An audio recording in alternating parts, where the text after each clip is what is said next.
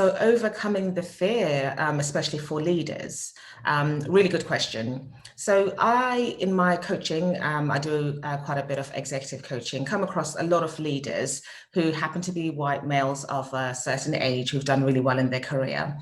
And when you discuss inclusion, there is a real reticence for them to engage in it. And that comes from fear. Fear of potentially being seen as sexist or racist or homophobic if they express what they're thinking. And there's also this piece around feeling as though inclusion is a conversation about everybody who is not them. The conversation is about women, the conversation is about people of color, the conversation is about people in the LGBTQI community, people with disabilities, so everyone who is not them. So there's this also reticence around, actually, it's not about me. Should I be talking about this? Do I have the qualifications or the right to talk about this? And what I will say in terms of my response is that inclusion is about absolutely everybody. It's about everyone. It is about women. It is about people of color. It is about people with disabilities, the LGBT community, everybody. It is also about the white man as well. And a recent study was done by MindGym, and it looked at organizations that were exclusive, so not inclusive. And they found that a large proportion of people felt like they had to cover and couldn't be who they are at work and had to hide certain elements of who they are.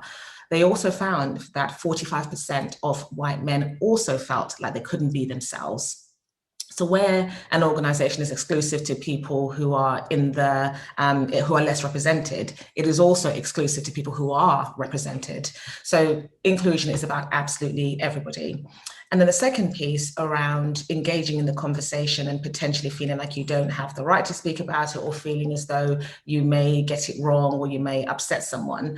The answer to that is that you probably will get it wrong, and you probably will at some points in time make mistakes. We all do. We all do. These are complex issues. These are individual issues. They're different for different people, aren't they? So you probably will make some errors and some mistakes. What I would suggest, though, is you still go ahead and you have the conversations and you learn. Do some research first. Google's your friend. Your HR team is your friend. You can work with consultants, whatever you need to do. Do some preliminary work to understand some of the language and to understand some of the challenges maybe, but definitely go into the conversations. And if you need them to be facilitated for you, that's absolutely fine. But the worst thing I would suggest that you can do is to say nothing. The worst thing that you can do is to do nothing, because firstly, you stay in ignorance because you don't learn. The world moves on and you're still in where you are, so you become less and less and less aware about what the conversations are. That's the first thing. And then secondly, your people think you don't care. Your teams think you don't care about them, their experiences, and you don't care about making your organization inclusive.